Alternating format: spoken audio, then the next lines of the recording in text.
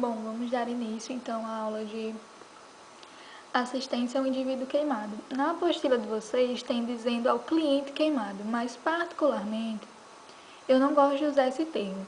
Eu sei que a saúde está entre os bens e serviços prestados à sociedade. Querendo ou não, entre aspas, a gente vende o nosso serviço, haja visto que recebemos por ele. Mas, na minha opinião, o termo cliente é como se eu deixasse de lado a humanização.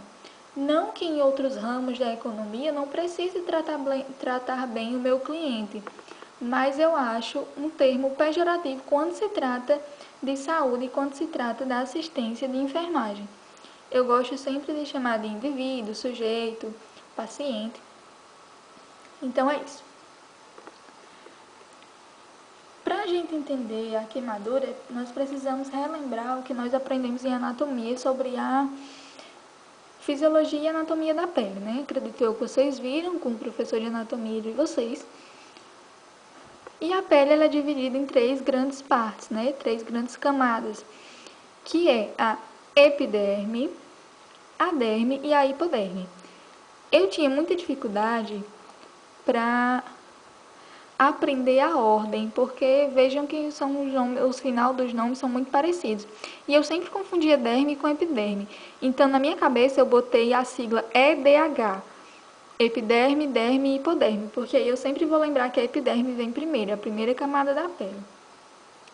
E aí, a epiderme, ela não possui vasos sanguíneos, é uma camada mais fina da nossa pele e ela está sendo constantemente renovada através da escamação, que é quando a gente elimina as células mortas da nossa pele e dá lugar a novas células. Então, quando a gente faz uma esfoliação no rosto, por exemplo, a gente está afinando a camada da epiderme, tirando aquelas células mortas que ainda estão aderidas ao nosso epitélio. A segunda camada, então a epiderme é mais superficial. A segunda camada, chamada derme, ela já é um pouco mais profunda. É onde aqui eu já vou ter vaso sanguíneo, tanto arteríolas como vênulas, que são artérias e veias bem fininhas. Também vou ter vaso linfático, terminações nervosas, que é onde me confere o sentido de dor, de calor, de toque. As glândulas sudoríparas, né, que são as glândulas que produzem o nosso suor, que tem como finalidade o resfriamento da nossa pele para um controle de temperatura. Vou ter aqui já o meu folículo piloso, o músculo eretor do pelo. Quando a gente fica arrepiado, na verdade é esse músculo aqui que faz com que o pelo ele fique em pé, entre aspas, vamos dizer assim. As glândulas sebáceas eu também vou ter aqui, que são as glândulas que produzem o sebo, propriamente disso, que é uma espécie de óleo que vai hidratar a nossa pele. Então, pessoas que sofrem com acne têm uma atividade muito estimulada dessa glândula, e por isso que a pele é mais oleosa, por isso que tem a obstrução dos ósseos, e aí com essa obstrução dá-se origem às acnes, às espinhas, aos cravos, por exemplo. Deixa eu ver o que mais tem aqui. Pronto. Na epiderme, eu vou ter uma camada que é basicamente de gordura. Aqui esse amarelinho é o meu tecido adiposo. Esse tecido adiposo, ele funciona como isolante térmico, para que eu não sinta frio. Por exemplo, é como se fosse o isopor da nossa pele. Quando nós estamos bebendo, se for cerveja, por exemplo, a gente coloca dentro do cooler, dentro de um isopor, para que ela demore a esquentar e permaneça com a sua temperatura gelada. Da mesma forma, quando a gente coloca comida em uma daquelas marmitas, né? Que também tem uma camada de isopor para que a temperatura da comida permaneça quente por mais tempo. Da mesma forma, acontece com o tecido adiposo na nossa pele. Mesmo pessoas magras possuem uma camada de tecido adiposo. E não só como isolante térmico, ele também funciona como um reservatório de energia. Haja vista que quando a gente tem uma dieta hipercalórica, estamos um pouquinho acima do peso, aquela glicose que nós não gastamos, ela vai ser armazenada no nosso tecido adiposo para que ela venha a ser usada posteriormente, caso nosso corpo tenha necessidade. Então, quando a gente está falando de queima de gordura, a gente está falando de gasto de energia. E essa energia ela estava acumulada no tecido adiposo, armazenada nesse local. Entendendo então a anatomia da pele,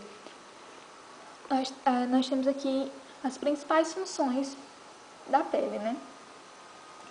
Que vai ser de barreira protetora contra agentes externos. Também vai evitar a desidratação, evitando a minha perda de líquido. Então, funciona como se fosse uma barreira mesmo, uma portinha para que aquela água ela não escape. Existem alguns cosméticos que também auxiliam a pele nessa função. Por exemplo, o ácido hialurônico. Apesar de ter o nome ácido, essa substância ela não é abrasiva para a pele, ou seja, ela não provoca descamação da camada superficial da pele, que é a derme. Ela vai simplesmente atuar como um agente dificultor da perda de água, conferindo assim mais hidratação e emoliência para a nossa pele. Então, como eu já falei, também funciona como regulação da temperatura, como eu já falei em vídeo da disciplina anterior, que quando a gente sua, não quer dizer que estejamos queimando gordura propriamente dita, ou emagrecendo. Significa apenas que o nosso corpo atingir uma temperatura mais elevada e que a gente precisa manter a homeostase para não entrar em um processo de hipertermia que seja prejudicial ao organismo e promover esse resfriamento. Também tem a função de sensibilidade. A pele é o maior órgão do corpo humano, ela nos reveste por inteiro. Então, é através da pele que eu sinto toque, que eu sinto abraço, que eu sinto carinho. Que quando eu piso em alguma coisa pontiaguda, por exemplo, é através da pele que eu sinto que aquilo doeu e que eu vou ter o reflexo de tirar o pé de cima do prego, por exemplo, devido às terminações nervosas que eu mostrei que estão presentes na epiderme. Na derme, perdão. Tá vendo? Eu já confundi de novo. Na derme. Também ela tem uma função metabólica, porque algumas vitaminas a gente até consegue de forma sintética, mas o nosso organismo ele produz. Como a vitamina D. A vitamina D ela é metabolizada pela nossa pele através dos raios solares. É por isso que um banho de sol pela manhã, assim, né? Aqui, 7 horas da manhã, o sol já está pegando fogo. Mas até 10 horas da manhã e a partir das 4 horas da tarde é um hábito benéfico para a saúde, porque através dos raios solares a minha pele vai metabolizar a vitamina D, que vai ser importante tanto para os meus ossos, para os dentes, para o sistema imunológico em si, e aí vem também a função imunológica dela, né? Que serve como barreira, como stop, pit stop para aquele agente externo. Também tem uma função social, porque a nossa pele, o nosso rosto é o nosso cartão de visita. Então, a nossa pele, ela também tem essa função social daquela primeira impressão que nós causamos nas pessoas. Não só do rosto, mas do corpo inteiro. Então, pessoas com dermatoses, por exemplo, ou doenças dermopatológicas, como o vitiligo, né? Que é aquela doença que a gente tem uma despigmentação em várias partes do corpo. Costuma atingir psicologicamente a pessoa. Haja vista que a pele também tem um papel social. Às vezes, quando a gente tem uma queimadura, uma cicatriz, a gente passa a ter vergonha porque aquilo nos constrange. É o nosso cartão de visita, é a nossa apresentação. E aí, vamos falar das queimaduras em si. Na queimadura, eu tenho uma lesão que ela pode ser térmica, ou seja, tanto em temperaturas muito elevadas como em temperaturas muito baixas, porque o gelo, ele também causa queimadura na nossa pele. Queimaduras do tipo química, que é quando acontece geralmente em ambiente de trabalho, de quem manipula substâncias químicas abrasivas à pele. Radioativa, por exemplo, pessoas que trabalham em raio-x, em exame de imagem, como tomografia, ressonância magnética, E elétrica. Pessoas que trabalham em companhias de energia, eu estou falando no meio do trabalho, mas também pode ser doméstico. De repente você tem uma substância química na sua casa, como a soda cáustica, por exemplo, que pode causar uma lesão química, ou você leva um choque na sua casa, também pode ter uma lesão elétrica. Passa muito tempo no sol, você pode ter uma lesão térmica.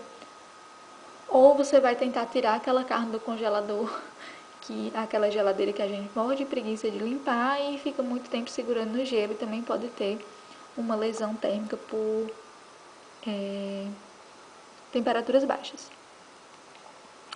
E aqui nós temos os tipos de queimaduras, a classificação delas. Novamente aqui eu tenho as camadas da pele, epiderme, derme e a camada de gordura, que seria a hipoderme ou tecido adiposo. Uma coisa que eu esqueci de falar é que na derme a gente também tem o colágeno e a elastina, que é o que dá sustentação à nossa pele. Por isso que quando envelhecemos, a gente tende a ter flacidez tissular, que a gente vai perdendo colágeno e elastina. Mas aqui na queimadura, quando eu tenho uma queimadura de primeiro grau, possivelmente vocês já devem ter escutado em algum jornal, por exemplo, em algum acidente, a pessoa teve queimaduras de primeiro e segundo grau, queimaduras de segundo e terceiro grau. Nada mais é do que partes dessa pele foi atingida por essa queimadura. Na queimadura de primeiro grau, eu tenho o dano somente na epiderme.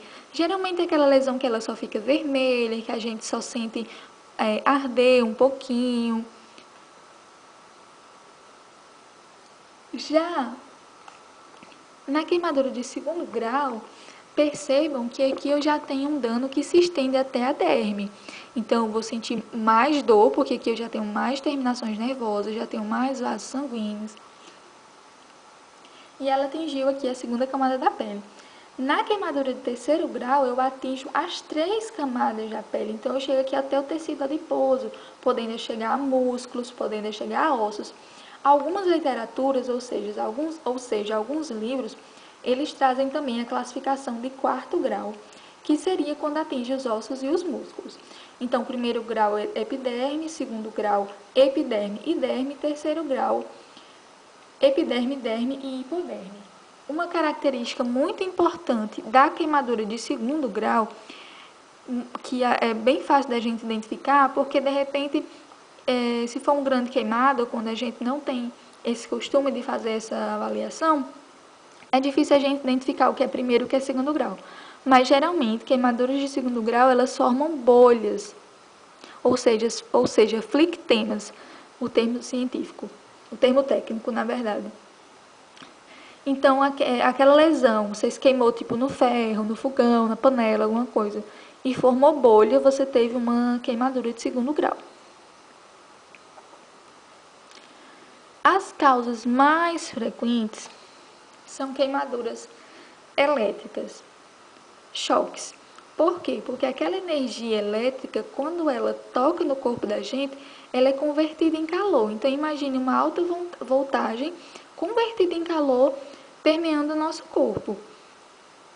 Eu vou ter muitos danos, principalmente no que diz respeito ao sistema circulatório. A gente sabe que o nosso coração ele tem corrente elétrica, ele precisa de impulso elétrico para contrair e para distender. Então, se eu coloco uma outra carga elétrica externa no meu corpo, vai desregular tudo. O coração vai ficar todo doido e ele vai bater todo desordenado. Outra coisa também é que o nosso corpo ele é formado mais da metade por água.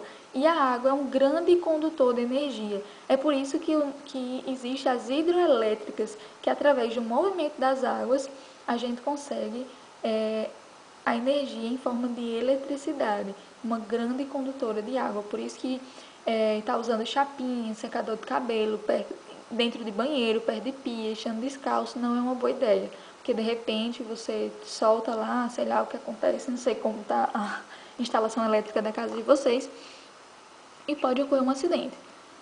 Outra causa frequente é fogo em chama mesmo, tipo, sei lá, a pessoa esqueceu algum fogo perto de algo inflamável. Como, por exemplo, queimou um pano de prato no fogão, que aí pegou na cortina, no pano da mesa, ou então uma vela, alguma coisa assim. Produto inflamável, pegou fogo e incendiou tudo. E também os acidentes domésticos com fogões, com panelas quentes, principalmente crianças, são os mais acometidos. Como já falei, as crianças, os acidentes por queimaduras são mais acidentes domésticos. Aqui, né, um menininho danado que vai pegar no cabo da panela que está para fora do fogão. Geralmente, essas lesões em crianças, elas são superficiais, porém elas são mais intensas, ou seja, geralmente são queimaduras de primeiro grau, que atingem só a primeira camada da pele. Mas por serem pessoas de um tamanho menor, como é que eu posso dizer? A extensão dessa queimadura ela vai ser maior, porque eu tenho uma maior probabilidade de atingir o corpo inteiro. Eu, como enfermeira, eu simplesmente não admito que aqui na minha casa, nem a minha filha, nem a minha enteada, que são as duas crianças daqui, elas sofram algum tipo de acidente doméstico. Não só porque o meu esposo também é enfermeiro, e aí tendo dois enfermeiros dentro de casa, o cuidado sempre é redobrado, mas mesmo que só fosse eu, porque eu tenho uma responsabilidade social. Mesmo que eu não existisse outra pessoa aqui da mesma área, mas eu atuo como facilitador e como difusora do conhecimento, daquilo que eu sei. Então, eu vou orientar as pessoas da minha casa como evitar esses acidentes domésticos, o que fazer se acontecer. Então, simplesmente, eu não admito que haja nenhum acidente doméstico na minha casa, porque ou eu orientei ou eu estou prestando muita atenção. Queda de trocador, queimaduras, que são os mais comuns, pegar em tomada. Então, simplesmente não admito, porque eu acho que em uma casa que não tem só um, mas sim dois profissionais de saúde, isso é simplesmente inadmissível. E assim, a responsabilidade social a gente não tem que ter, quando eu me formar no técnico de enfermagem, aí eu tenho uma responsabilidade. Não, a sua responsabilidade começa agora. A sua responsabilidade social é a partir do momento que você tem o conhecimento sobre aquele assunto. A causa mais comum de queimaduras em adolescentes ou em pré-adolescentes é justamente a brincadeira com o álcool líquido, né?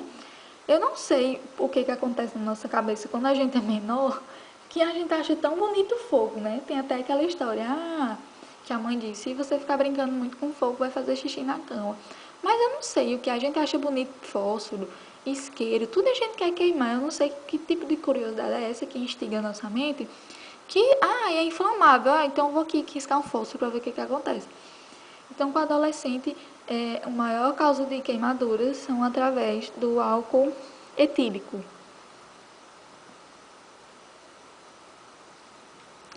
Nos adultos, a prevalência maior é por chama de fogo mesmo, como eu disse. Algum incêndio, alguma fatalidade. Geralmente,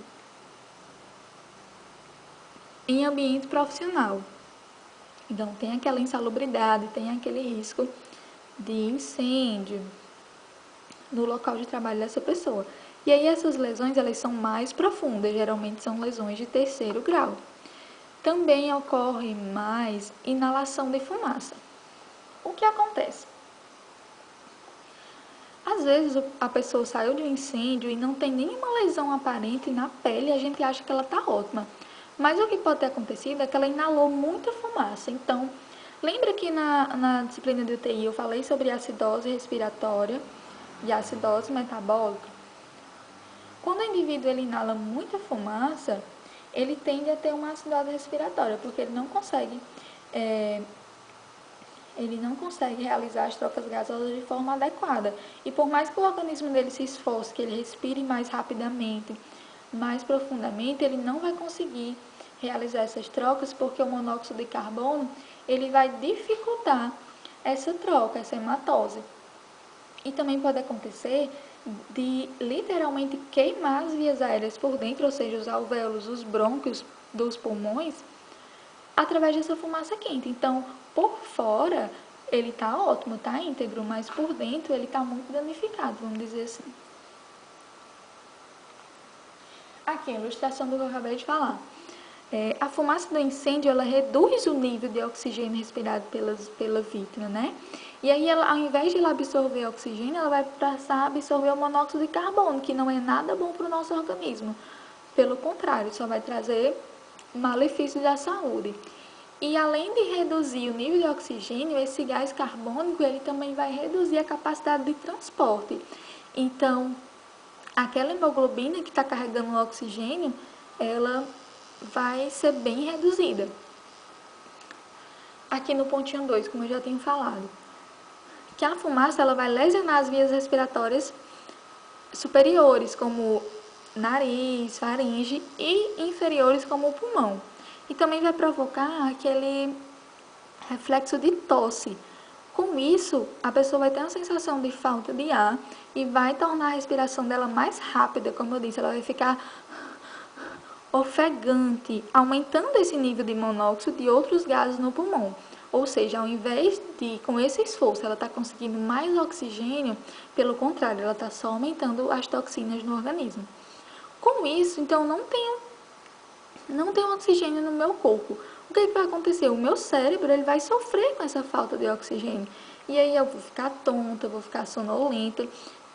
Dependendo do tempo que eu passo sem oxigênio, eu posso chegar a desmaiar, que é um tempo de 3 minutos. A vítima vai e desmaia. É como o celular da gente quando está morrendo com a bateria. Ele vai 15%, olha, eu estou descarregando. Pelo menos o meu é assim. E aí, quando chega a 3%, mais ou menos, ele desliga totalmente.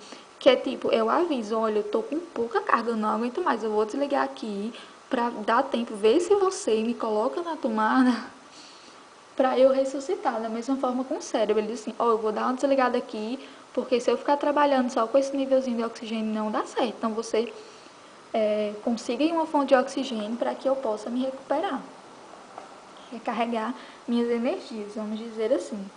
Só que alguns minutos depois, se eu passar muito tempo sem oxigênio, eu posso ter morte cerebral, porque não está chegando oxigênio, então o cérebro morre.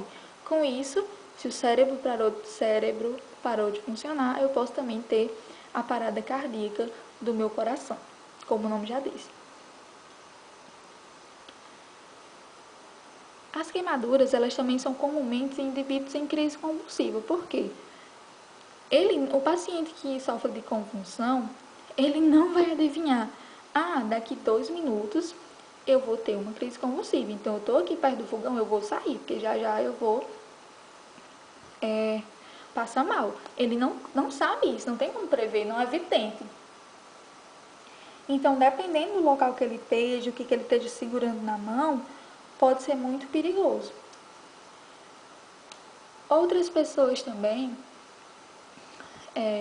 comumente queimadas, que sofrem de queimaduras, são as pessoas alcoolizadas ou sob o efeito de drogas ilícitas. Não que o álcool também não seja uma droga, é só uma droga que a gente pode usar na frente de todo mundo e ninguém vai te discriminar, e ninguém vai achar feio, enfim, ninguém vai ter preconceito com você. Pelo contrário, às vezes uma pessoa que não bebe até acha cota, né, da turma, porque não faz uso de bebida alcoólica. Então, se a pessoa está bêbada, ela não tem nenhum domínio sobre o seu corpo. Ela pode sofrer um acidente, pode cair por cima de, agora, né, no tempo de São João, cair em cima de uma fogueira, enfim. E as drogas ilícitas, elas causam psicoses, confusão mental, e a pessoa também não sabe o que está fazendo. Outra faixa etária muito acometida por queimaduras são os idosos, porque às vezes eles têm perda de consciência, principalmente idosos com doenças degenerativas, como Alzheimer, que está fazendo aqui uma coisa e de repente não se lembra o que estava fazendo e aí acaba, ou então perde a consciência e acaba se machucando por isso. E as queimaduras, elas são a principal causa de morte, fora a violência, né, que mata milhões de pessoas no mundo.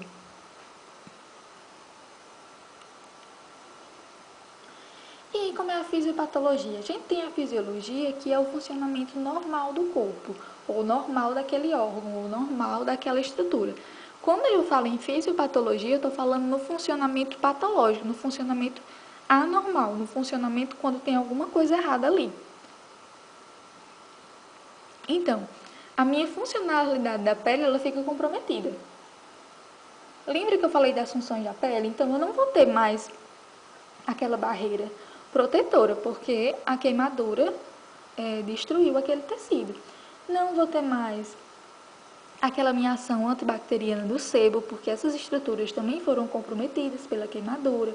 Não vou ter mais aquela função metabólica. Minha função social vai ser totalmente comprometida, porque eu vou estar com o meu corpo lesionado. Enfim, controle de temperatura, retenção de água, tudo isso vai ser comprometido. E aí a magnitude vai depender da extensão e da profundidade. Ou seja, se eu queimei,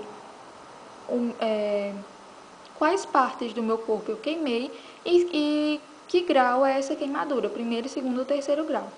Eu posso ter uma resposta local. Como seria essa resposta local? O meu capilar ele vai ser mais permeável, ou seja, vai escapar mais coisas desse vaso. Como, por exemplo, os mediadores químicos, que vai dizer lá para o meu cérebro, olha, aqui nessa parte do corpo houve uma lesão. Então, a gente precisa, por exemplo, de coagular esse sangue, porque senão coagular a pessoa vai morrer esvaída, né? O sangue derrama todinho, a grosso modo falando. E o edema, o que seria o edema? O edema seria aquele inchaço. Então, a resposta local é essa. No local onde eu me queimei, vou ter esse inchaço, esse edema bem evidente. Ou eu também posso ter uma resposta sistêmica. Quando eu falo em sistêmico, uma medicação tem efeito sistêmico, ou uma resposta sistêmica, quer dizer que é uma resposta ou um efeito que é no corpo todo. Não é só naquele órgão, não é só naquele local, mas sim no corpo inteiro, principalmente através do sistema circulatório. E qual seria essa resposta sistêmica no caso da queimadura? A minha acelerada perda de fluidos. Eu evaporo água muito rápido. O paciente queimado grave é um paciente que desidrata muito. A gente precisa fazer uma hidratação muito intensa nesse paciente, porque tanto o corpo consegue puxar muita água, assim, o soro a gente coloca no paciente queimado grave, e é como se o corpo literalmente chupasse aquele soro. Um soro que corre em um determinado período de tempo, ele vai correr em um tempo muito reduzido, porque é como se o corpo tivesse pedindo, é como se a gente tivesse com sede e bebe assim muita água, é como se o nosso corpo tivesse com sede e precisando de muita água. Então, quando ele vê, ele quer beber tudo de uma vez. Vamos pensar assim nesse exemplo. Então, o paciente queimado grave, quando eu coloco o soro nele, no instante aquele soro acaba. Mas também, muito rapidamente, ele vai perder esse líquido, porque lembre que a funcionalidade da minha pele está comprometida, eu não vou ter aquela barreira d'água para manter a hidratação. Então, geralmente, o paciente queimado, ele também vai ter uma complicação renal, porque se eu não tenho líquido suficiente circulante, vou ter uma hipotensão, né? E como eu não vou ter como filtrar esse sangue, o meu rim ele vai sofrer, ele vai entrar em colapso. E a gente tem a classificação das queimaduras, que eu já falei, já dei uma breve explanação no início, que são os agentes causadores, né? Vamos falar aqui dos agentes causadores. Já falei a queimadura térmica, queimadura elétrica, radioativa, química e solar. A queimadura solar ela é tão importante e tão grave quanto todas essas outras quatro que eu falei. Na aula de oncologia eu falei sobre o câncer de pele. A exposição excessiva ao sol pode trazer câncer de pele. Por quê? Eu vou causar uma queimadura, uma lesão. E lembra que eu falei que o câncer ele se desenvolve a partir de processos inflamatórios recorrentes, contínuos, que sempre está acontecendo. Então, se eu tenho essa lesão na pele, eu posso desencadear um processo oncológico. Além de ter uma queimadura solar, né? Quem nunca foi para a praia ou para a piscina e ou passou pouco protetor, ou não passou, ou, sei lá, teve... Quem já morou em Mossoró precisou passar o dia no centro e aí acabou por ter uma queimadura solar, né? Quem vai estar de regata, chega a ficar a marca da regata atrás, nas costas. ou ao invés da gente ficar com aquele bronze bonito, a gente fica, na verdade, toda vermelha, com a queimadura que arde pra cacete. Outro aspecto da classificação é a profundidade. Então, como eu já falei, primeiro, segundo, terceiro e quarto grau, dependendo do material que vocês estejam lendo. Aqui eu trago como quadro clínico do primeiro grau. Qual é o quadro clínico? Ou seja, quais são os sinais e sintomas da queimadura de primeiro grau? Ela tem rubor. Rubor, ou seja, ela tem uma coloração mais avermelhada. Dor ao toque, obviamente. Um edema, mas é um edema leve, porque, como eu disse, acomete só a parte superficial da pele. E é sem bolhas, tá vendo? Aqui, ó, muito importante, primeiro grau sem bolhas. Geralmente a cicatrização leva de 2 a 5 dias para acontecer. Segundo grau, quadro clínico. A pessoa tem muita dor porque as terminações nervosas elas foram muito irritadas. Então, se eu tenho terminação nervosa, eu vou sentir dor, né? Porque eu não estou dormindo. E olha aqui, novamente, presença de bolhas, característica muito importante. Quem pensa em fazer concurso, geralmente as questões, quando vem pedindo sobre a classificação das feridas, falam, ferida com característica de calor, rubor e presença de bolhas. Então, tiver presença de bolhas, você já sabe que é queimadura de segundo grau.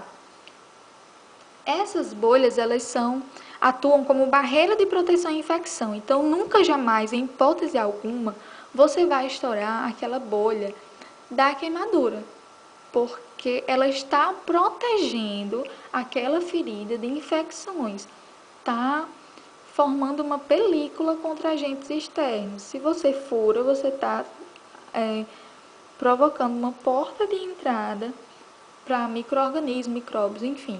E a cicatrização leva em torno de 5 a 1 mês, 5 dias a 1 mês, 30 dias.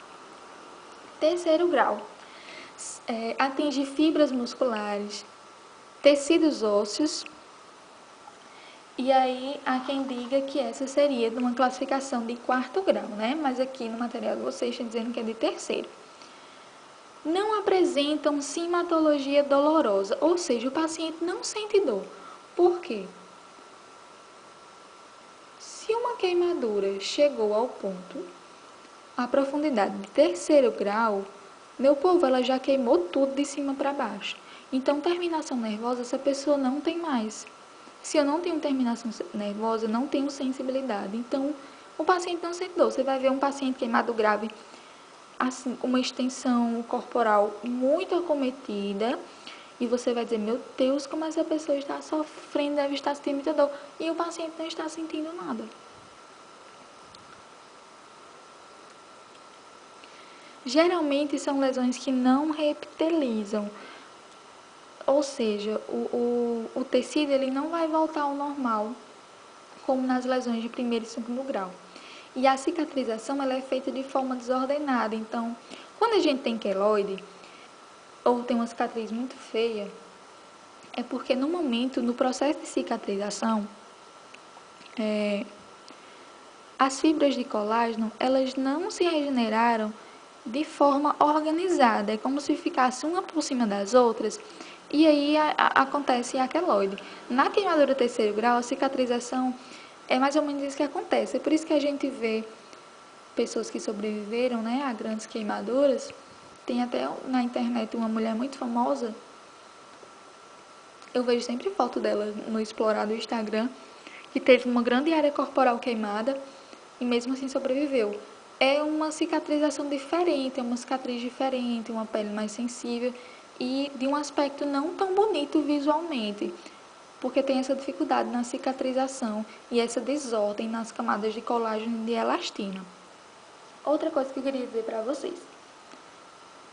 Quem aqui nunca escutou a mãe dizer, cuidado com essa ferida, pelo amor de Deus, você não coma pinha com essa ferida aberta, porque vai inflamar.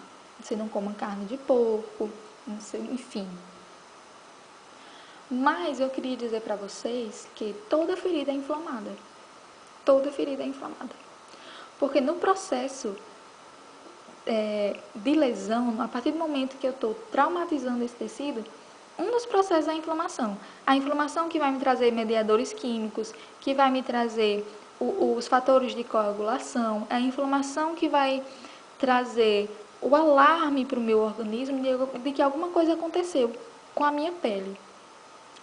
Então, toda ferida é inflamada. O que acontece, a gente não pode deixar acontecer, é que a ferida infeccione. Então, toda ferida é inflamada, mas nem toda ferida é infeccionada. Quarto grau, né?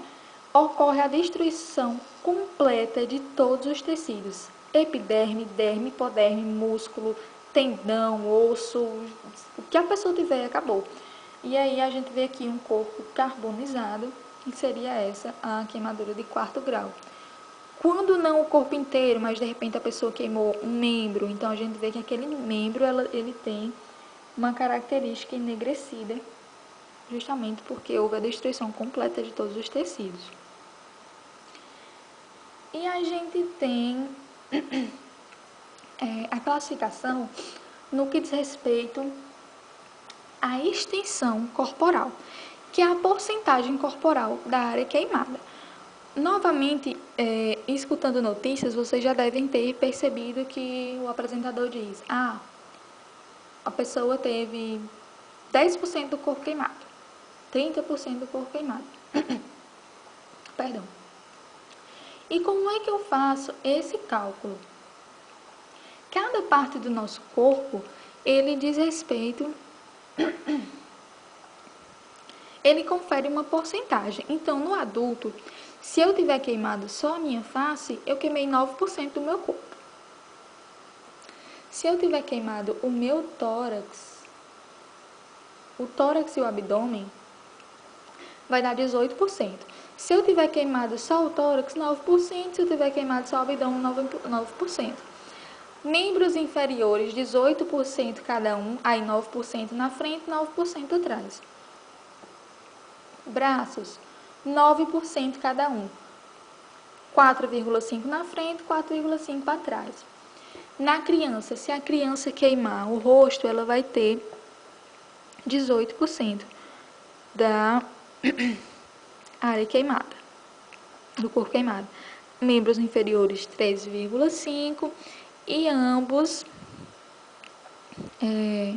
genitália, representam 1%. Então, vamos supor aqui que essa pessoa, ela queimou a frente do corpo e as costas. Então, ela teve 36% do corpo queimado, porque são 18% da frente mais 18% das costas.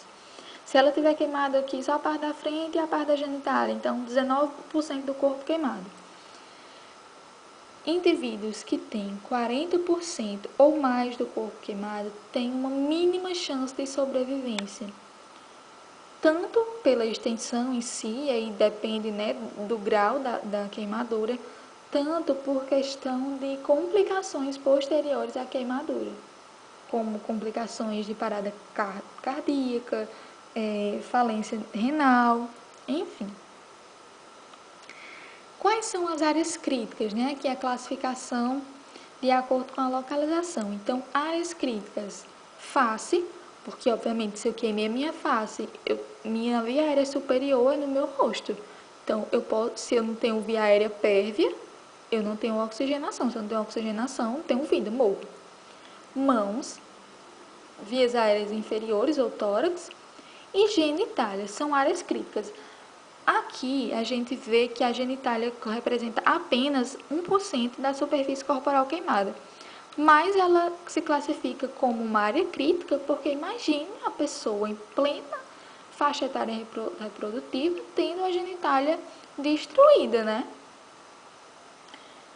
E não só com a questão da reprodução, questão do prazer também, questão sexual mesmo.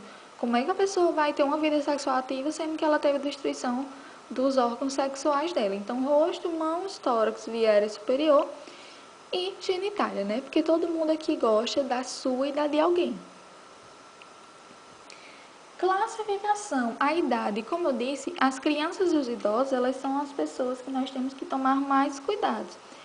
Os idosos pelas comorbidades, então diabetes, hipertensão arterial, cardiopatias, ou seja, problemas de coração, pacientes renais que sofrem de algum distúrbio renal, tudo isso pode ser agravado quando você tem uma queimadura, e principalmente se você tiver uma superfície corporal muito extensa, que foi atingida em uma grande porcentagem.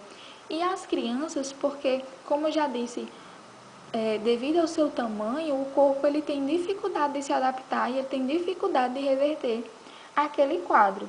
E geralmente crianças têm uma grande superfície corporal queimada, justamente porque não precisa de muito para aquele agente causador se espalhar por toda a superfície da pele dela. Quando é que eu considero que um paciente ele é queimado grave? Porque o paciente ele ou pode ser só queimado, só entre aspas, né? Porque deve ser horrível. E queimado grave. Quando eu tenho queimaduras de segundo grau e ela for maior do que 20% da superfície corporal queimada em adultos, eu tenho um paciente grave. Então, mais de 25% do corpo queimado, grave. Segundo grau, maior do que 20% em crianças, também grave. Queimadura de terceiro grau, aí tanto faz ser em adulto como ser em criança, maior do que 10% de terceiro grau, que é onde eu atinjo as 3 camadas da pele, também grave. Eu considero como um paciente queimado grave. E lesões associadas, ou seja, além de eu ter me queimado e ter vamos supor que sou adulta, né? E tive uma queimadura de segundo grau e tenho mais de 25% do meu corpo queimado. E além disso, no acidente, eu sofri a fratura, sei lá, de fêmur, fratura de tíbia. Então, além da queimadura, eu também tenho um trauma. Por isso, pelo trauma já era considerado grave, né? Mas com a queimadura e a porcentagem, sou grave do grave, vamos dizer assim. Pacientes com queimaduras elétricas, porque, como eu já disse, a eletricidade ela pode causar um tilt no trabalho do nosso coração, então eu posso ter complicações cardiovasculares. Lesão por inalação, também já falei aqui das complicações, a questão da dificuldade de trocas gasosas, também posso ter queimadura interna, né, de via aérea pela fumaça. E as áreas críticas, né, mãos, pés, face, olhos e períneo, ou seja, genitália. E aí, qual é o meu tratamento pré-hospitalar? Vi uma pessoa queimada, sendo queimada, se queimando, o que é que eu faço? Obviamente, né, liga para o hospital, liga para a ambulância.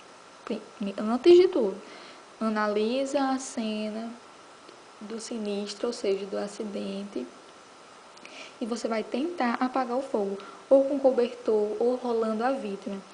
Os bombeiros geralmente têm um cobertor que ele é anti-chamas, então não pega chamas, não pega fogo, perdão. E eles têm que tomar cuidado também com o cobertor que você vai usar, porque de repente é de um tecido inflamável e ao invés de você apagar o fogo, você está aumentando e esse tecido ele pode se aderir à pele da vítima. Uma queimadura elétrica, antes de tudo, antes de você querer socorrer a vítima, você vai desligar a chave geral da energia, para que quando você toque nela, você também não sofra um choque. E se ela ainda estiver sofrendo choque quando você chegar, quando você perceber, essa descarga ela seja interrompida. E faz o CAB da vida. Antes, a abordagem primária em primeiros socorros era ABCDE.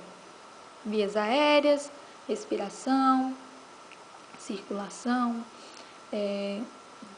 resposta neurológica e exposição da vítima. Mudou-se para CAB porque circulação é a maior causa de morte quando eu falo em hemorragia. E C de compressões, porque se eu tenho um início de compressões precoce, eu tenho uma maior chance de salvar a minha vítima. Então, checa o pulso, não tem pulso, inicia compressões.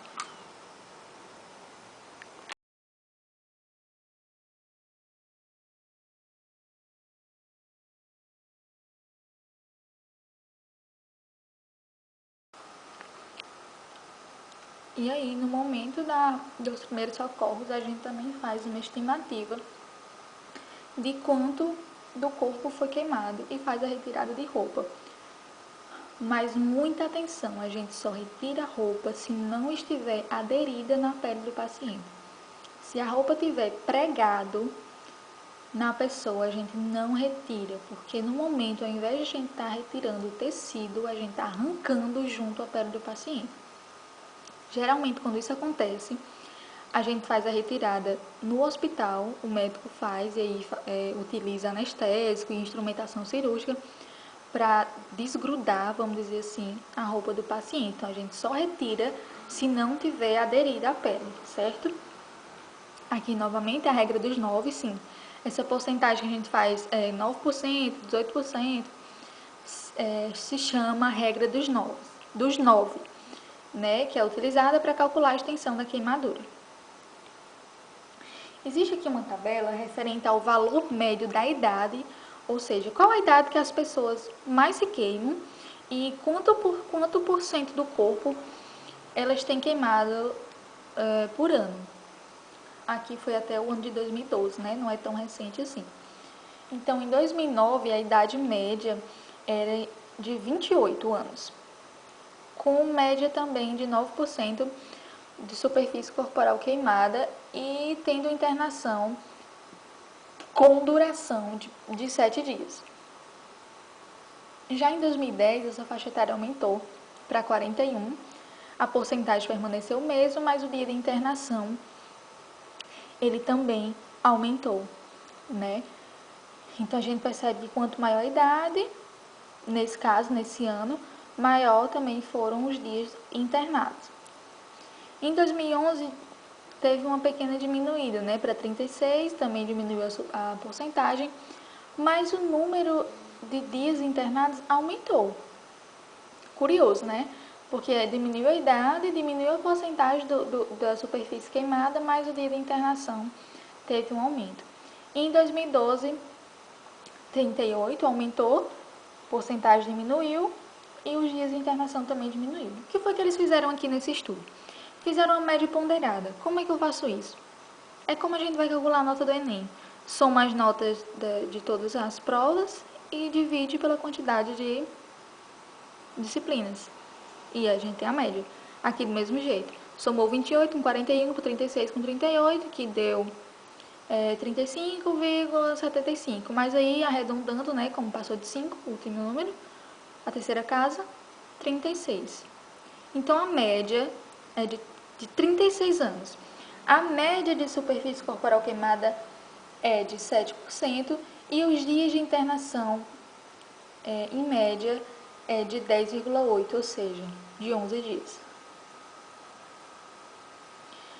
Vou fazer o resfriamento dessa lesão, mas também muito cuidado. A gente não pode passar mais de 10 minutos lavando essa queimadura não, porque o paciente ele pode ter hipotermia. E aí, mais importante do que, tão importante quanto o que fazer, é o que não fazer.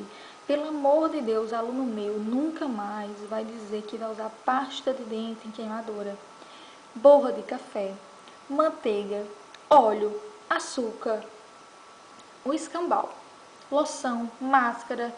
O que vocês imaginarem, as pessoas têm a brilhante ideia de colocar em cima da queimadura. Não coloque nada, não. Não se coloca nada. A gente vai fazer a lavagem em água corrente, não vai colocar gelo em cima.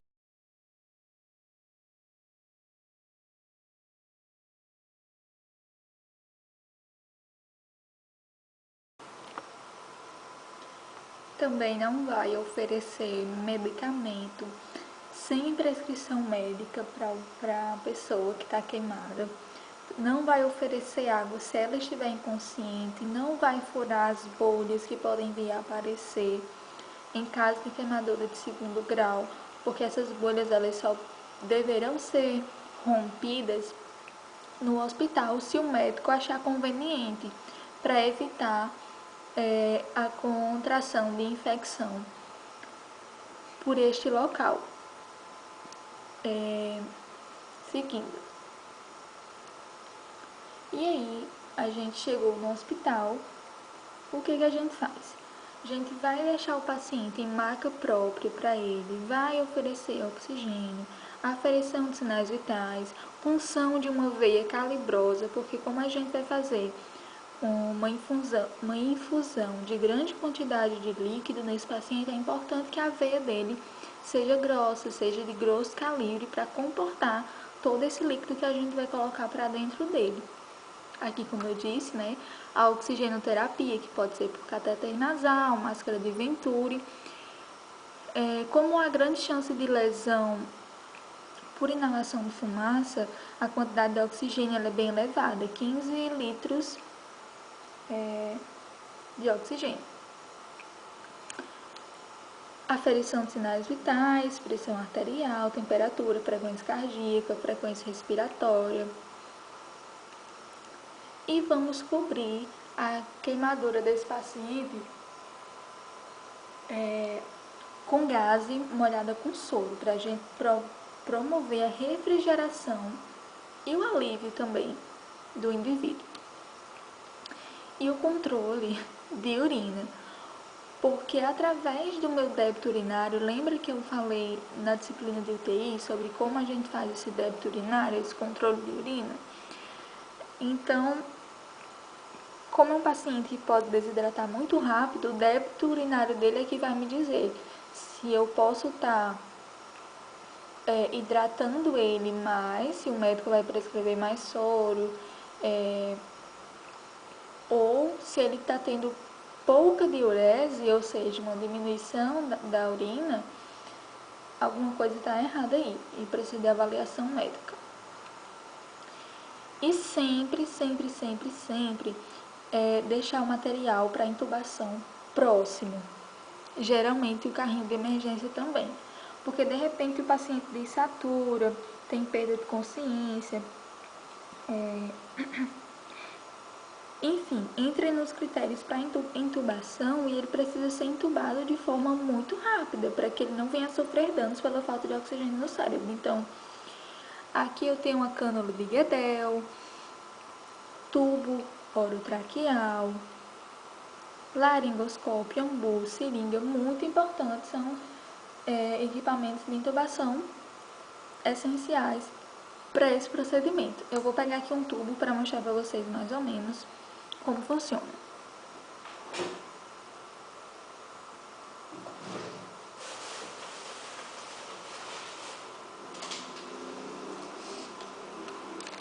Então, o tubo, ele vem num saquinho plástico, que ele é estéril, né? A gente faz a abertura da embalagem e que eu vou mostrar pra vocês.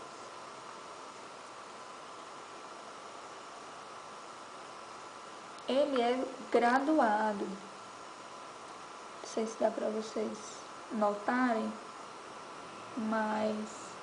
peraí. Ele tem uns numerozinhos, tá vendo? 16, 15, 20, 22, 24, percebendo? Pronto. Aqui é onde o médico vai identificar aonde esse tubo vai ficar na garganta da pessoa. Então, se de repente ele... Esse aqui é um tubo tamanho 6. Existem tubos maiores, mais grossos. O médico diz, eu quero que fique aqui no 22. Então, essa quantidade todinha, toda essa extensão, vai ficar dentro do paciente. Porque o intuito é que chegue até a traqueia, né? Até o pulmão. E aqui, esse balonetezinho, a gente coloca a seringa conectada aqui, cheia de ar, e esse balãozinho aqui, ele enche. Porque aí, isso aqui vai vedar, ele vai encher, né, e vai vedar as vias aéreas superiores do paciente. E aí, ao invés de eu puxar o ar, esse ar vai ser injetado. Injetado é um termo grosso, né? Mas, para explicação, é o melhor termo que eu encontrei. Vai ser injetado no paciente. Então, ao invés de fazer o movimento respiratório de inspiração, a máquina já coloca o oxigênio direto dentro do pulmão do paciente. E aqui é onde a gente conecta no ambu para fazer a ventilação ou então no ventilador mecânico. Esse aqui se chama CAF, que é onde a gente coloca o ar para poder encher o balonete de tubo. Por experiência própria, assim, é muito bom você sair do tubo, né? Obviamente significa que você está respirando sozinho e que você está vivo. Mas quando eu fui extubada, na verdade, quando retiraram o tubo, eu senti um incômodo muito grande na garganta. E não é para menos, né? Porque, querendo ou não, é um trauma, um procedimento invasivo. E por alguns dias, 2, 3 dias, eu sentia como se a garganta estivesse coçando. É muito ruim. Então, aqui o médico faz a abertura das vias aéreas com o laringoscópio e coloca esse tubo entre as cordas vocais, pela traqueia, até chegar no pulmão. E tem que tomar cuidado, porque às vezes o tubo ele vai só para o pulmão direito ou só para o pulmão esquerdo. E isso não pode acontecer, porque senão eu vou estar colocando o ar só de um lado do pulmão. Eu preciso que o ar chegue nos dois lados. E é muito ruim a sensação assim, de morrer e reviver de novo, porque é meio tipo, você não sabe o que está acontecendo, é bem estranho. Aí nós temos outros danos que podem ocorrer pela exposição excessiva à radiação solar. Uma delas é a insolação. Quem aqui nunca foi para a praia, passou muito tempo no sol, ou mesmo sem ser na praia, na rua, na fazenda, na casinha de sapê, brincando.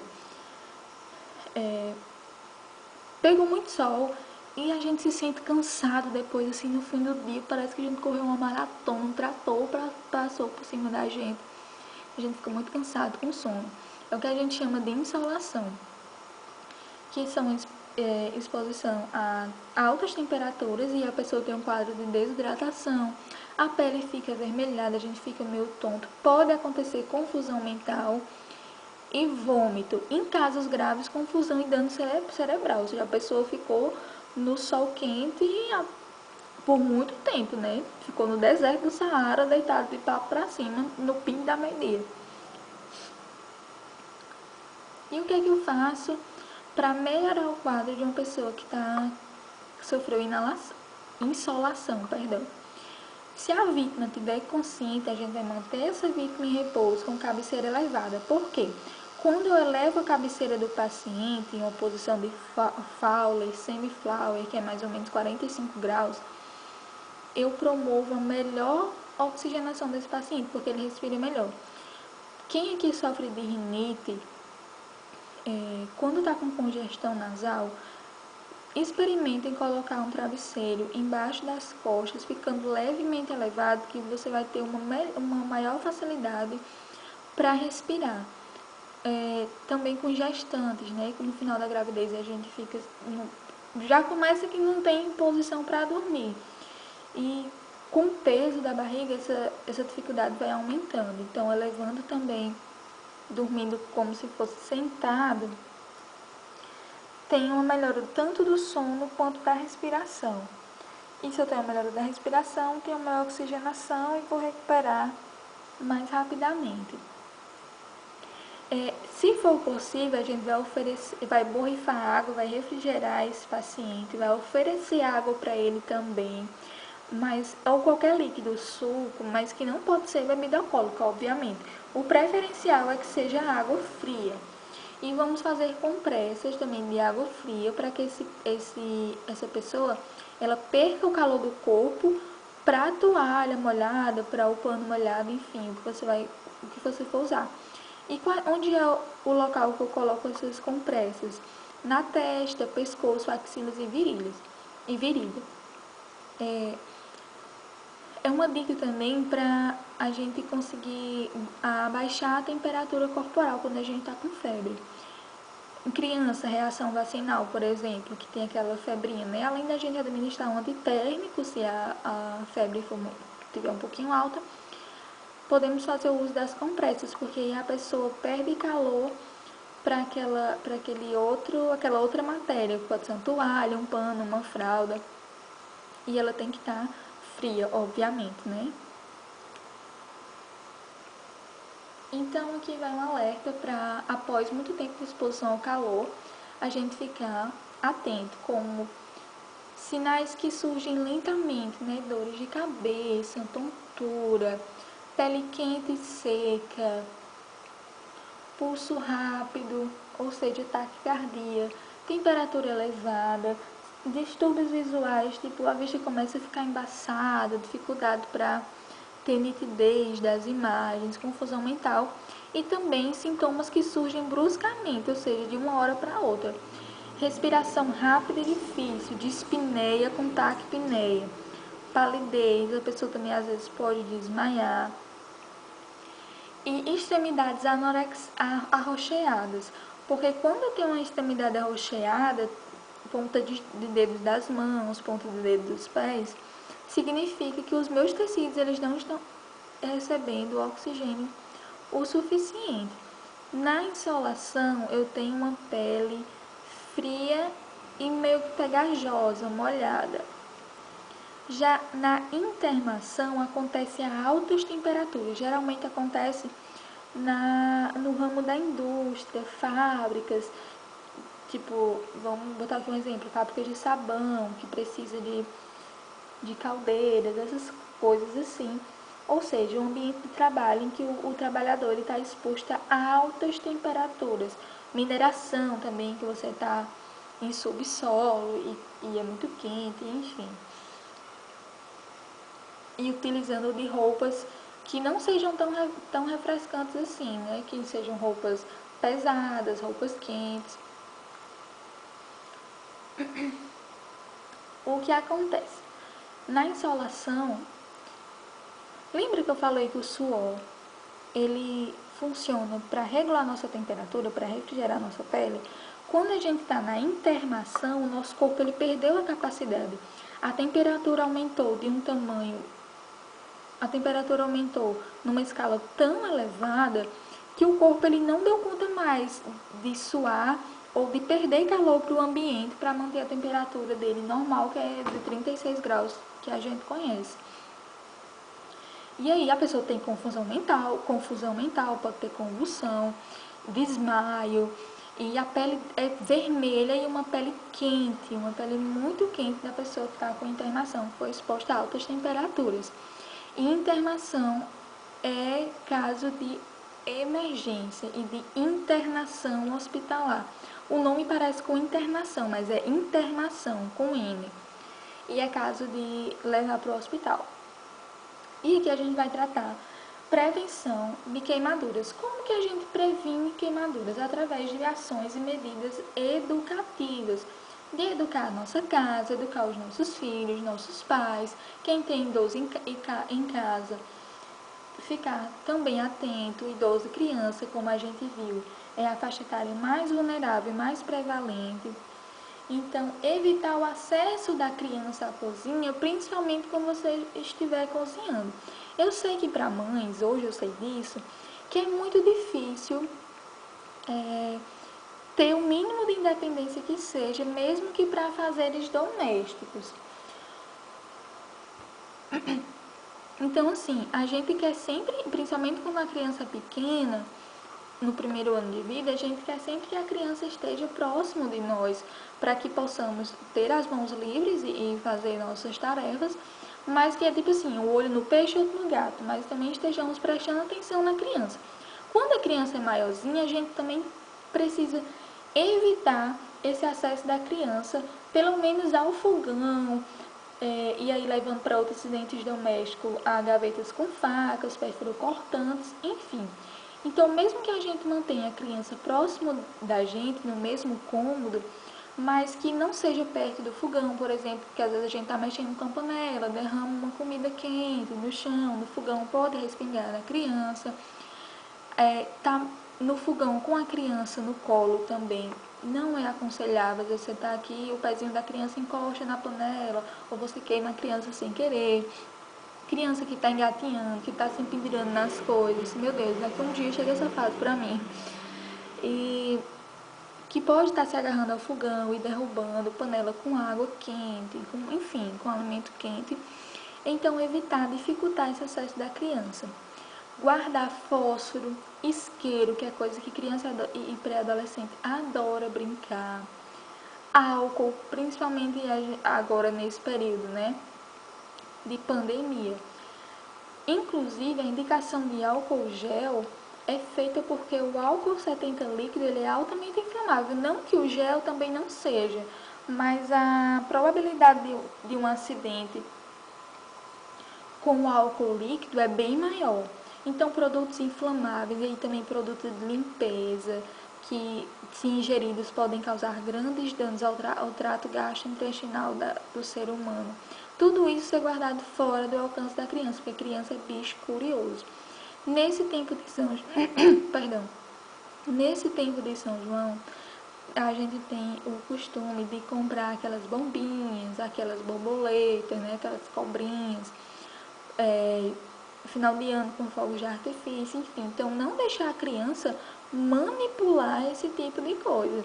É bonitinho, né? É tradição, mas que seja com supervisão do adulto ou que o adulto que faça o acendimento, não sei nem se essa palavra existe, mas que acenda esse tipo de artifício.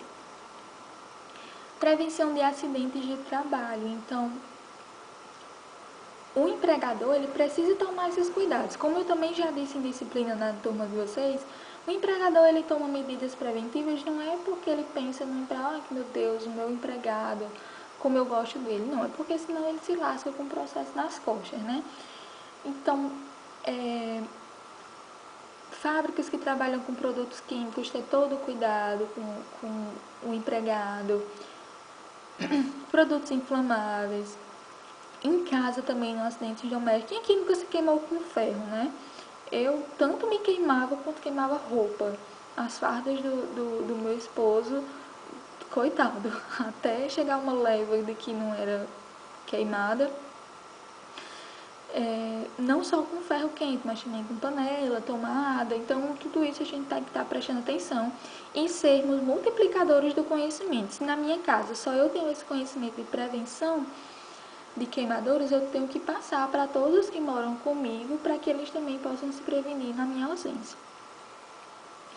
Outra medida de prevenção, para quem tem criança pequena, a questão do banho.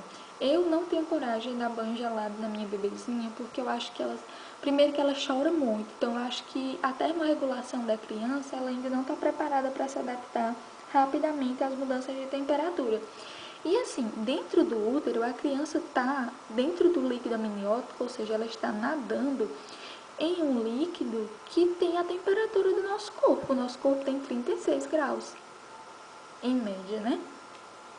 Então, ela está acostumada com quentinho. Aí você tira a criança e acostuma ela. Vai de mãe para mãe, né? Enfim.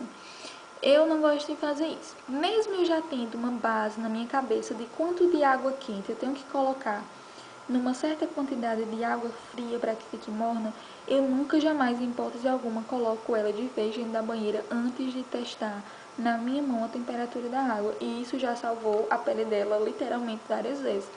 Porque às vezes você pede ajuda para alguém. Ah, por favor, fulano, coloca ali água para esquentar, para eu dar banho na criança. E a pessoa não tem a mesma noção que você. Ou você mesmo às vezes perde o tino, perde o time. E aí vai e quando você olha, tá quente demais ou tá gelada demais.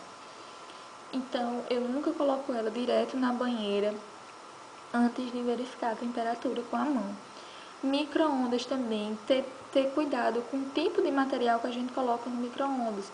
Tem certos plásticos que não podem ser levados ao forno micro-ondas justamente porque podem incendiar. Recipientes de alumínio, de metal, também não é indicado estar colocando dentro do micro-ondas. Aqui também ter cuidado, né, com a radiação solar, usar o bloqueador solar, o protetor solar, cuidados com as tomadas. Existe um padrão na engenharia que é a altura que as tomadas devem ficar. Salvo engano, é 1,5 m. Eu tô olhando aqui porque nós somos os loucos das tomadas. Então, aqui na minha sala, por exemplo, eu tenho... Peraí, tô contando. 2, 3... 11 tomadas, todas daquelas da caixinha que tem duas. Então, tem um padrão de altura, salvo engano, é 1,5 m, justamente para dificultar o acesso da criança à tomada. Outra coisa, para evitar acidente com o idoso, também na questão da cozinha, para panela quente, enfim. E a questão da tomada, que também tem que estar numa altura acessível para ele e que de preferência esteja perto de onde ele levanta, perto da cama, para a gente estar evitando quedas nessa população. Fio desencapado, aqui fogão novamente e por aí vai. Aqui a gente vai tratar da inclusão social desse paciente queimado grave. Porque, como eu disse, a pele ela tem função social, ela tem função de imagem, o nosso cartão de visita. E quando eu tenho esse cartão comprometido, rasgado, é como se eu tivesse uma fotografia, não vou falar fotografia, mas um convite, sei lá, para uma festa. E eu amasse ele, aquele convite ele vai ficar feio. Então, não é legal, a gente fica constrangido de mostrar aquele convite para outra pessoa, que está rasurado, enfim. Não vou nem levar para esse lado. No diário da aprendizagem, muita gente tem, porque minha letra é feia, porque está desorganizado. Então, a gente tem essa preocupação. Imagine com a nossa aparência física o que acontece, né? A gente precisa dar apoio psicossocial a esse paciente para ele poder lidar com a nova realidade dele. As ações, deixa eu aumentar aqui essa imagem porque ninguém merece.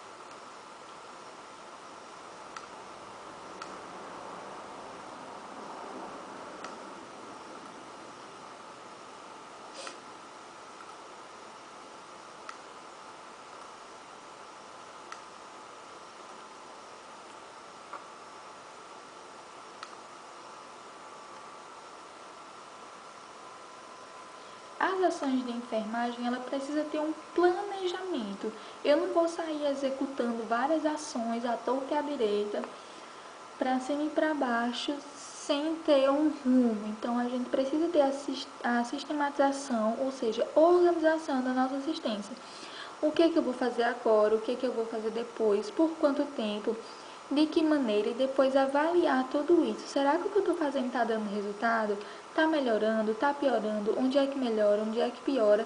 E se for necessário, a gente mudar todo esse planejamento do cuidado. Em casos de emergência, o que é que eu uso nesse paciente? Quando eu tenho uma lesão pulmonar, eu vou fazer uso de broncodilatadores. Bronco vem de brônquios e bronquíolos do nosso pulmão. Dilatadores quer dizer que vai abrir. Então, imagine que eu tenho aqui um brônquio e pela lesão pulmonar, ele fez isso, ele se contraiu. O broncodilatador, ele vai fazer a abertura e vai promover a melhora da passagem do ar por eles, porque se eu tenho um bronco contraído, o ar vai passar aqui com maior dificuldade, mas no momento em que ele se estende, que ele abre, o ar tem mais espaço. Acontece isso em pacientes asmáticos. Pessoa que tem asma nada mais é do que a contração, ou seja, a broncoconstrição desses broncos e bronquíolos. Então, o vasodilatador vai agir na abertura dessas estruturas. Possível O2 por pressão positiva. O que é isso? A intubação. A gente respira por pressão negativa. A gente precisa colocar o ar de local de menor pressão para maior pressão. Eu preciso puxar o ar. Quando eu coloco o paciente intubado, eu coloco pressão positiva, porque eu estou injetando, como eu falei anteriormente, explicando o tubo. A avaliação da superfície corporal queimada, ou seja, a porcentagem lá naquela regra dos 9. A história pregressa, tanto de comorbidades, tem diabetes, hipertensão arterial, doença familiar, como foi que aconteceu esse acidente, de que maneira, há quanto tempo ocorreu, como foi feito os primeiros socorros, e fazer também a profilaxia contra o tétano, que pode ser ou completar o esquema de tétano que a gente tem na carteira de vacina, que é muito difícil porque quem vai para o hospital na emergência não se lembra de levar cartão vacinal ou com soro antitetânico que tem na unidade hospitalar.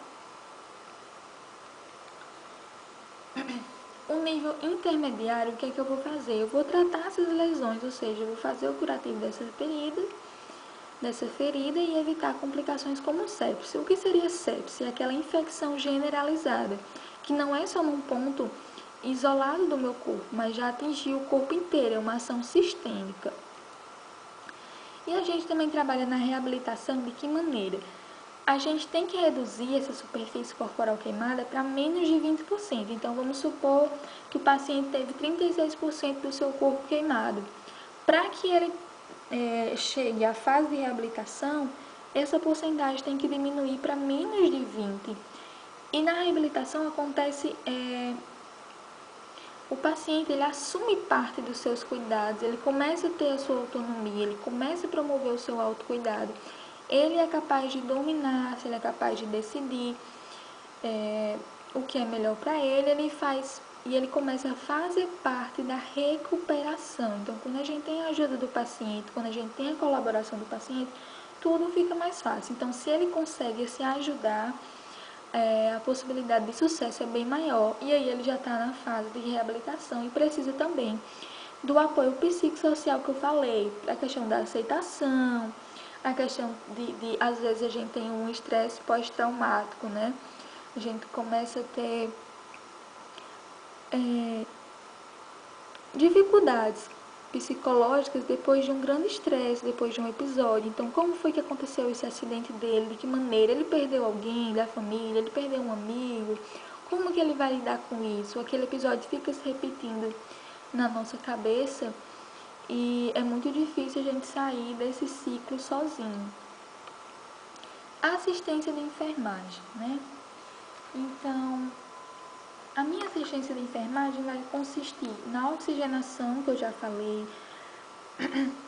aferição de sinais vitais, débito urinário e ainda na estimulação da mudança de decúbito. Lembra que na disciplina de UTI eu pedi para vocês falarem sobre medidas de prevenção de lesão por pressão. A mudança de decúbito é justamente para isso. Então, a cada 2 horas, pelo menos, a gente tem que estimular o paciente a mudar de posição. Pode ser que seja dolorido, dificultoso, mas a gente precisa fazer esse estímulo exatamente para prevenir essas lesões, que o paciente já está com uma lesão de queimado. Imagine se evoluir para uma lesão por pressão, né? Vai ficar bem mais difícil a recuperação dele. Elevar a cabeceira, como eu já falei, para melhorar a respiração. Avaliar o efeito do analgésico, então, está surtindo efeito, o paciente está sentindo menos dor, ou será que eu vou ter que relatar para o profissional médico a necessidade de aumentar a dosagem, de fazer a troca desse fármaco? Sempre estar explicando o procedimento para o paciente, sempre promovendo essa comunicação e estabelecendo confiança com ele, não chegar achando que você é dono daquele corpo e fazendo o que quiser com aquele organismo, porque não é assim. Avaliar edema. Se já chegou com edema, como foi? Regrediu? Aumentou? Surgiu um novo edema em um novo local? O balanço hídrico, que eu também já falei na disciplina de UTI. Quanto de soro esse paciente está tomando por dia? Como está sendo a dieta dele? O que é que ele está comendo? O que é que ele está bebendo? Estimular a troca de roupa, né? O padrão de sono. A minha monografia foi falando sobre o sono, né? A privação do sono. E o sono é muito importante porque qualquer coisa desregula o sono. Um medicamento desregula o sono, uma preocupação, ansiedade, um barulho diferente, luminosidade. Então, não como é que eu posso dizer?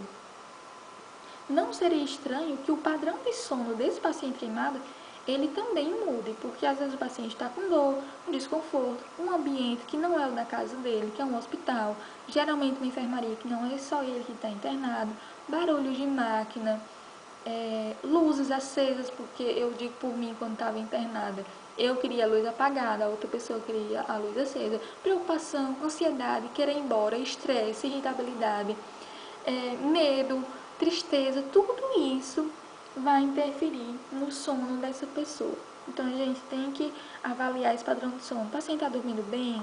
Se está, que bom, como eu vou fazer para manter esse padrão de sono? Se não está, o que é que tá, por que ele não está dormindo bem? O que é que eu posso fazer para melhorar? Avaliar a cicatrização da ferida, porque o intuito é que haja progresso para a cicatrização dela. Então, a cicatrização está ocorrendo bem, de maneira correta? Estou tendo dificuldade? Será que eu vou mudar algum ativo, alguma cobertura que pode me auxiliar? E estimular a deambulação precoce. Quando eu era paciente, isso me irritava muito. Por quê? Geralmente, quando você faz uma cirurgia, sempre pedem, ande um pouquinho para evitar os gases e tal, não sei o quê. Eu fazia muito isso com os pacientes e aí, pimenta nos olhos dos outros é refresco. Quando eu fiz a minha cirurgia, eu precisei colocar um dreno de Penrose. Então, se eu andasse, se eu caminhasse em poucos minutos por dia, a quantidade de líquido a ser drenado, ela era mais aumentada, porque tem a questão da gravidade, a questão da movimentação, tudo isso ia me auxiliar. Mas eu tinha tanto ódio quando meu marido chegava para mim e dizia, Marina, você tem que andar, vamos andar. Você já caminhou hoje, já deu a sua volta no quarto? Aquilo me estressava muito, porque eu estava numa condição... eu me sentia muito... Eu não entendia por que aquilo estava acontecendo e eu era inconformada com a minha situação. Por isso que o apoio psicossocial é muito importante, você ajudar o paciente na aceitação da condição dele, pelo menos naquele momento. E eu ficava muito estressada com aquilo, e eu ficava pensando, meu Deus, quantos pacientes já ficaram estressados comigo? Mas ao mesmo tempo eu sabia que era importante, e eu passei a entender melhor o outro depois de ter passado por essas situações. E eu sabia que era importante, mas que também era importante levar em consideração o sentimento da pessoa. Mas, de fato, é importante a deambulação precoce na recuperação do paciente. Aqui a gente tem uma escala de intensidade da dor. A dor é considerada como o quinto sinal vital. Então, se a pessoa chega para você e diz que está com dor, ela está com dor. Não é obrigação do paciente provar pra você que ele tá com dor. Porque às vezes alguém chega e diz assim, tô sentindo isso. Não tá não, essa pessoa tá exagerando. Isso assim não provoca dor não. Mas ninguém tem a obrigação de provar pra ninguém que tá com dor. O paciente chega pra mim e ele diz que tá sentindo isso ou aquilo, ele não tem a obrigação de provar pra mim que tá ou não tá. Já basta ele estar sofrendo, né, a condição de ter que provar para outra pessoa que o que ele está falando é verdade. Então, valide o sentimento da pessoa, valide o estado dela. Valide os sintomas que ela relata para você. E aí a dor é muito subjetiva, porque, por exemplo, se eu vejo que uma pessoa está pálida, eu estou vendo que ela está pálida, eu sei como dizer, como escrever aquilo. Mas se a pessoa diz que está com dor, como é que eu sei se a dor dela é muito ou pouca? Se a dor dela é grave ou não é? Se é intensa ou não é, perdão. Então, existe essa escala de intensidade da dor, que é muito subjetiva. Às vezes, uma dor número 2 para mim, é leve, mas para outra pessoa, uma dor na escala 2 é assim, terrível, inadmissível, né? Insuportável. Aqui a gente tem a escala tanto de 0 a 10, óbvio, se a pessoa está sentindo 0 dor, não está sentindo nada. E se tiver no nível 10 é porque a dor está muito intensa. Ou a gente tem também os emojis. Os emojis já eram utilizados antes de existir o WhatsApp. Que aqui é a carinha feliz, a carinha mais ou menos, a carinha não tão assim, né, feliz, e a carinha triste. Geralmente a gente usa os emojis para criança, porque às vezes ela não tem um discernimento para entender o valor numérico, mas ela tem discernimento, ou seja, ela consegue entender o que é a expressão de felicidade e de tristeza. Aqui novamente, uma outra escala, já com outras cores, com outras expressões faciais. E aí chega na parte dos curativos. Primeiro eu queria explicar para vocês que curativo não é o band-aid que a gente coloca. Curativo não é aquela pomada que a gente coloca no paciente. O curativo é todo o processo que a gente faz na ferida dessa pessoa. Então, até eu abrir o curativo, tirar a atadura, tirar aquela gase, limpar, colocar a pomada, colocar, enfim, a pasta, o hidratante, fixar, cobrir, fixar, tudo isso eu chamo de curativo. É todo o processo, do começo ao fim. A pomada, a placa, as coberturas, tudo isso a gente chama de cobertura. Não é o curativo em si, é a cobertura, é o que eu estou colocando para melhorar a ferida dessa pessoa. Curativo é todo o processo.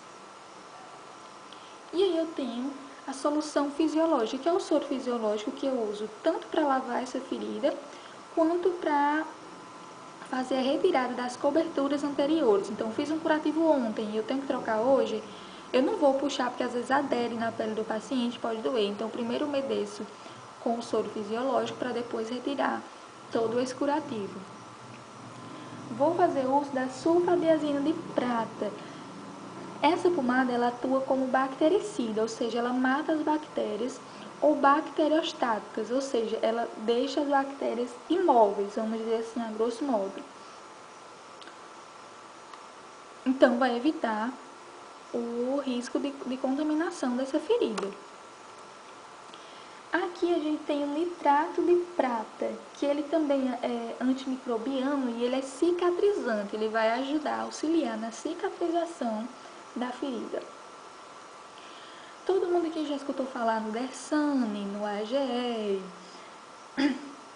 que é uma das coberturas mais utilizadas que a gente pode usar em praticamente todas as feridas, né?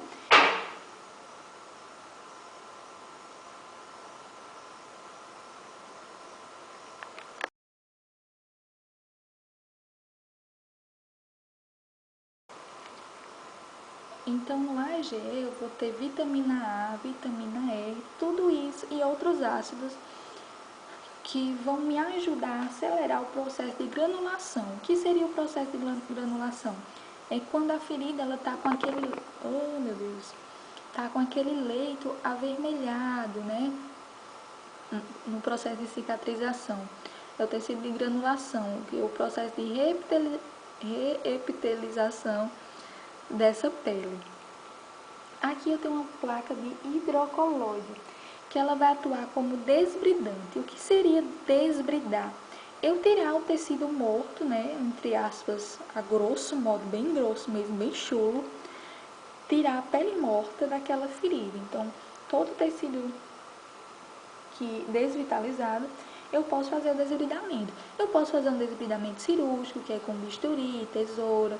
Posso fazer um desbridamento químico que eu vou usar, que eu posso usar outros ativos e posso usar a placa de hidrocoloide. A placa de hidrocoloide também é usada para evitar lesão por pressão. A gente coloca em locais de proeminência óssea, geralmente coloca a nível de sacro, né, da coluna também, lombar, torácico, para evitar a ulceração dessa pele. Colagenase. A colagenase a gente não coloca em tecido de granulação, não é em toda ferida que a gente pode colocar. Apesar dela ser usada também como desbridante, mas a gente só pode colocar ela em tecido necrótico, ou seja, em tecido morto, tecido enegrecido. Porque se colocar em pele íntegra ou em processo de granulação, a gente pode causar danos. Papaina. Todo mundo aqui já usou papaina.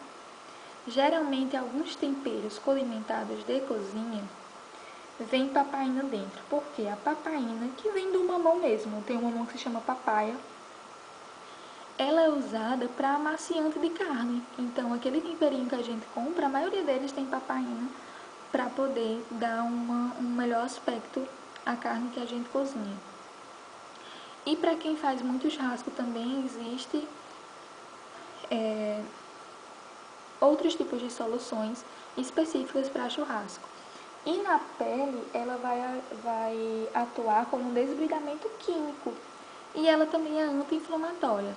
E aqui 10% é a porcentagem máxima que eu posso usar, porque senão ela pode ter um efeito reverso, contrário. Aqui o debridamento cirúrgico, como eu falei, uma pinça e um bisturi para tirar o tecido necrosado. O Brasil é pioneiro nessa terapia de curativos, tanto de queimados, mais de queimados, né? Porque eu tenho uma grande extensão corporal a ser tratada, que é da pele de tilápia ou pilato, né? Aquele peixe mesmo que a gente come na Semana Santa.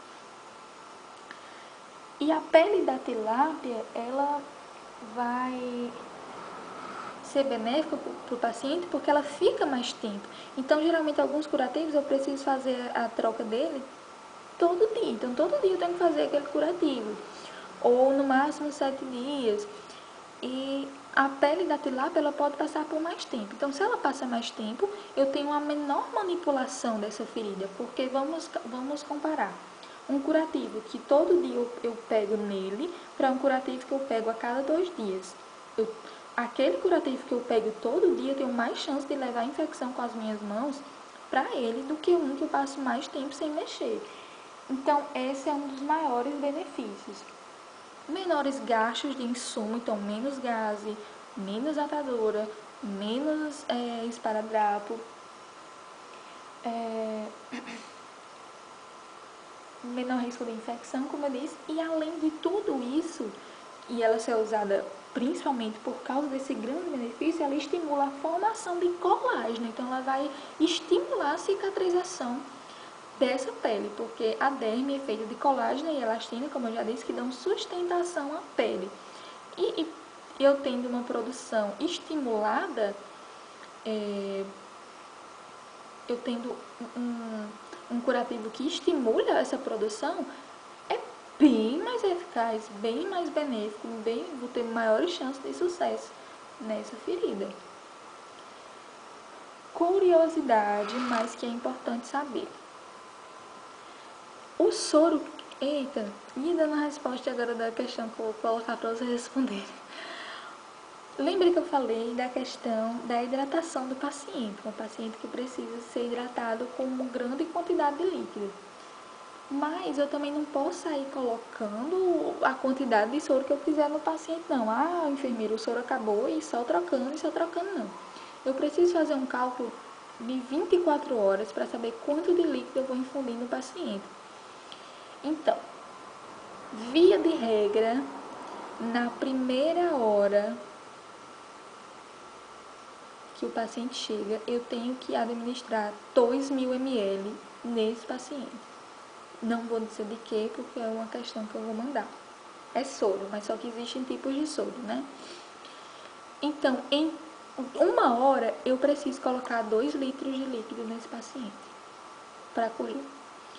E nas próximas 24 horas, eu preciso fazer um cálculo de manutenção. Então, eu tenho uma dose de ataque, que é 2 litros na primeira hora, e preciso fazer a dose de manutenção. Em adultos, eu faço 4 ml vezes o peso dele, vezes a porcentagem do corpo dele que foi queimado. Então, a enfermagem não tem cálculo. Sinto decepcioná-los. Quanto mais a gente pensa que não tem, mais aparece. Em crianças, ao invés de ser 4 ml, a gente usa 3 ml.